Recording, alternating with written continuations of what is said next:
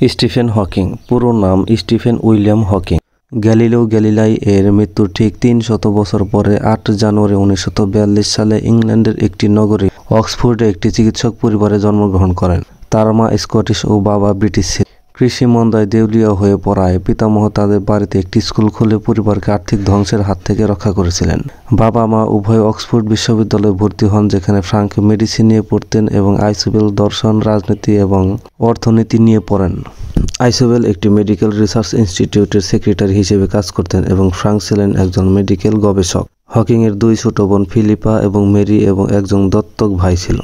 Hawking ছিলেন একজন ইংরেজ তাত্ত্বিক, পদার্থবিদ, গণিতজ্ঞ হিসেবে সর্বত্র পরিচিত ব্যক্তিত্ব, মহাজাগতিক এবং লেখক, যিনি ক্যামব্রিজ বিশ্ববিদ্যালয়ের তাত্ত্বিক সৃষ্টিতত্ত্ব কেন্দ্রের গবেষণা পরিচালক ছিলেন। 1979 থেকে 2009 সাল পর্যন্ত ক্যামব্রিজ বিশ্ববিদ্যালয়ের লুকাসীয় অধ্যাপক ছিলেন এবং 2009 সালের 1 অক্টোবর এই পদ থেকে অবসর নেন। এছাড়াও তিনি ক্যামব্রিজের গনভিল ও কেইউস কলেজের ফেলো হিসেবে কাজ করেছেন। মা ইসাবেলা চাইতেন হকিং ডাক্তার হোক, কিন্তু তিনি এলাভান্স স্কুলের টিচার। তার অনুপ্রেরণায় গণিত পছন্দ করেন। এছাড়া তার পিতা তার নিজের কলেজ অক্সফোর্ড বিশ্ববিদ্যালয় কলেজে ভর্তি করাতে চান, কিন্তু যেহেতু সেখানে গণিতের কোর্স পড়ানো হতো না, সেজন্য হকিং পদার্থবিজ্ঞান ও রসায়ন বিষয় নিয়ে পড়ার সিদ্ধান্ত নেন। হকিং হার্টফোর্ডশায়ার র্যাডলেট স্কুলে 1 বছর পড়াশোনা করেন এবং 1952 সালের সেপ্টেম্বর থেকে হার্টফোর্ডশায়ারের সেন্ট এলাভান্স স্কুলে পড়াশোনা করেন। হকিংয়ের পরিবার শিক্ষায় গুরুত্ব দিত। হকিংয়ের বাবা চেয়েছিলেন তার পুত্র প্রখ্যাত ওয়েস্টমিনস্টার স্কুলে পড়াশোনা করুক, কিন্তু 13 বছর বয়সী হকিং বৃত্তি পরীক্ষার দিন অসুস্থ হয়ে বৃত্তি ছাড়া তার পরিবার ওয়েস্টমিনস্টারে তার পড়াশোনার খরচ চালাতে পারবে না, তাই তিনি সেন্ট এলাভান্সে রয়ে যান। ঘনিষ্ঠ বন্ধুদের সাথে বোর্ড গেম খেলতেন, আতশবাজি প্রস্তুত করতেন, উড়োজাহাজ ও নৌকার মডেল তৈরি করতেন এবং খ্রিস্টান ধর্ম, ইন্দ্রিয় বহির্ভূত অনুভূতি বিষয়ে দীর্ঘ আলোচনা করতেন। 1958 সাল থেকে তার সাহায্যে তার ঘড়ির অংশবিশেষ, পুরনো টেলিফোনের সুইচ বোর্ড ও অন্যান্য রিসাইকেল করার উপাদান নিয়ে কম্পিউটার তৈরি করেন। হকিং 1959 সালের অক্টোবরে 17 বছর বয়সে অক্সফোর্ড বিশ্ববিদ্যালয় কলেজে তার স্নাতক পাঠ গ্রহণ শুরু করেন এবং প্রথম 18 মাস তিনি বিরক্ত ও একাকিত্ব বোধ করতেন, কারণ তার কাছে বিশ্ববিদ্যালয়ের পাঠ হাস্যকর রকমের সহজ মনে হতো। তিনি নিজেই অন্যরা কীভাবে করছে তা না দেখে কোনো কিছু তৈরি করে ফেলতে পারতেন। বুট ক্লাবে যোগদানের কারণে 2য় ও 3য় বর্ষে তিনি অন্য ছেলেদের মতো হওয়ার চেষ্টা করতেন। তিনি নিজেকে জনপ্রিয়, স্বতঃস্ফূর্ত ও বুদ্ধিদীপ্ত হিসেবে গড়ে তোলেন এবং ধ্রুপদী সঙ্গীত ও বিজ্ঞান কল্পকাহিনীতে আগ্রহী হয়ে ওঠেন। তিনি নিজেকে জনপ্রিয়, স্বতঃস্ফূর্ত ও বুদ্ধিদীপ্ত হিসেবে গড়ে তোলেন এবং ধ্রুপদী সঙ্গীত ও বিজ্ঞান কল্পকাহিনীতে আগ্রহী হয়ে ওঠেন। নিজের মধ্যে সাহসী প্রতিমূর্তি গড়ে তুলেছেন এবং তার দলকে বিভিন্ন ঝুঁকিপূর্ণ কাজে নেতৃত্ব দিতেন। তিনি যতটা বিশ্বাস করতেন তার চেয়েও বেশি সম্মানিত ছিলেন। পদার্থবিদ্যায় প্রথম শ্রেণীর BA ডিগ্রি অর্জনের পর এবং এক বন্ধুর সাথে ইরানে ভ্রমণের শেষ করার পর তিনি 1962 সালে অক্টোবরে ক্যামব্রিজের ট্রিনিটি হলে তার স্নাতক কাজ শুরু করেন, যেখানে মার্চ 1966 সালে তিনি সাধারণ আপেক্ষিকতা এবং মহাজাগতিক বিদ্যায় বিশেষীকরণ করে ফলিত গণিত এবং তাত্ত্বিক পদার্থবিদ্যায় তার PhD ডিগ্রি অর্জন করেন। হকিং রজার পেনরোসের সাথে সাধারণ আপেক্ষিকতার কাঠামোর মধ্যে মহাকর্ষীয় এককতা তত্ত্বের উপর একটি সহযোগিতা এবং ব্ল্যাক হোলস বিকিরণ নির্গত করে তাত্ত্বিক ভবিষ্যৎবাণী করেন, যাকে হকিং বিকিরণ বলা হয়। হকিংই সর্বপ্রথম কসমোলজির একটি তত্ত্ব তৈরি করেন যা সাধারণ আপেক্ষিক তত্ত্ব এবং কোয়ান্টাম মেকানিক্সের মিলনের মাধ্যমে ব্যাখ্যা করা হয়েছিল।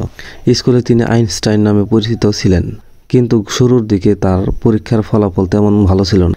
বিজ্ঞানে হকিংয়ের সহজাত আগ্রহ ছিল। তিনি 1959 সালে মার্চে পরীক্ষা দিয়ে বৃত্তি লাভ করেন। সে সময় তার আগ্রহের বিষয় ছিল তাপগতিবিদ্যা, আপেক্ষিকতা এবং কোয়ান্টাম বলবিদ্যা। পদার্থবিজ্ঞানে হকিংয়ের 2টি অবদান সর্বত্র স্বীকৃত। প্রথম জীবনে সতীর্থ রজার পেনরোজের সঙ্গে মিলে সাধারণ আপেক্ষিকতার সিঙ্গুলারিটি সংক্রান্ত তত্ত্ব।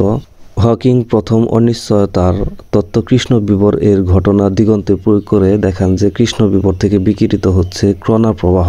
এই বিকিরণ এখন হকিং বিকিরণ নামে অভিহিত। তার নিজের তত্ত্ব ও বিশ্বতত্ত্ব নিয়ে রচিত বই কালের সংক্ষিপ্ত ইতিহাস দিয়ে তিনি বাণিজ্যিক সফলতা লাভ করেন এবং বইটির রেকর্ড ভঙ্গ করা 237 সপ্তাহ ব্রিটিশ সানডে টাইমসের সর্বোচ্চ বিক্রিত বইয়ের তালিকায় ছিল। হকিং যখন তার ডক্টরেট অধ্যয়ন শুরু করেন তখন মহাবিশ্ব সৃষ্টির প্রচলিত তত্ত্বগুলি নিয়ে পদার্থবিজ্ঞান সম্প্রদায়ে অনেক বিতর্ক ছিল।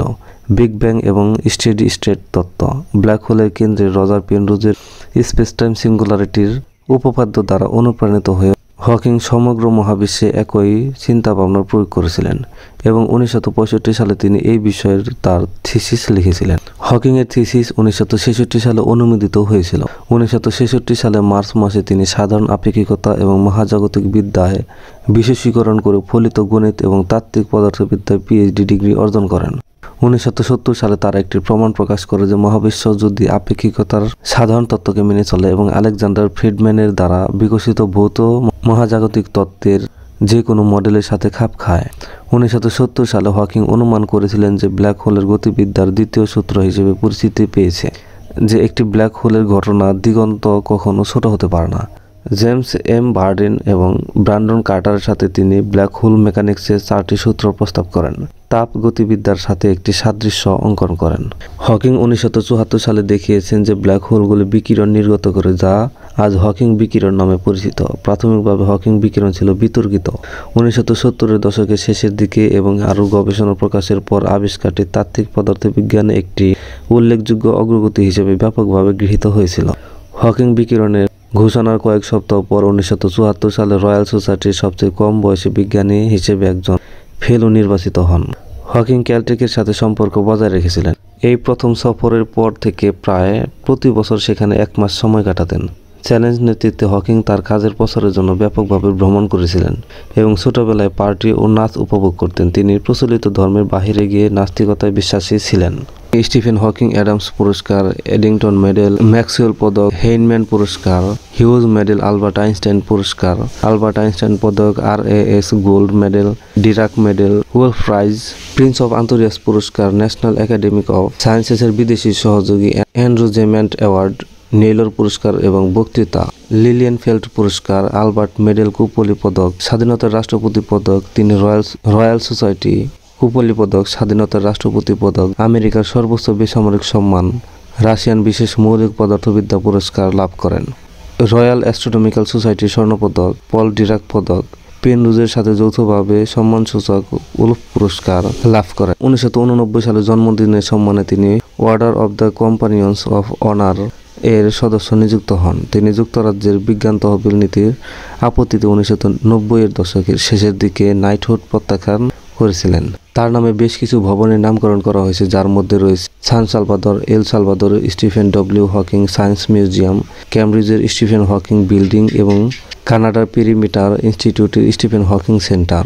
হকিং কর্মজীবনে 39 জন সফল পিএইচডি শিক্ষার্থী তত্ত্বাবধান করেন। জুলাই 2017 সালে হকিংকে ইম্পেরিয়াল কলেজ লন্ডন থেকে সম্মানসূচক ডক্টরেট প্রদান করা হয়। হকিং ছিলেন রয়্যাল সোসাইটির একজন ফেলো, পন্টিফিক্যাল একাডেমি অব সায়েন্সেসের আজীবন সদস্য। ক্যামব্রিজে আসার পরপরই 1963 সালে মাত্র 21 বছর বয়সে হকিং মোটর নিউরন ডিজিজে আক্রান্ত হন। এর কারণে তার প্রায় সকল মাংসপেশি ধীরে ধীরে অবশ হয়ে আসে। তবু বহু বছর যাবৎ তিনি তার গবেষণা কার্যক্রম সাফল্যের সঙ্গে চালিয়ে যান। বাকশক্তি হারিয়ে ফেলার পরও তিনি এক ধরনের শব্দ উৎপাদনকারী যন্ত্রের সাহায্যে অপরের সাথে যোগাযোগ করতেন। তিনি 2018 সালে 14 মার্চ 76 বছর বয়সে ক্যামব্রিজে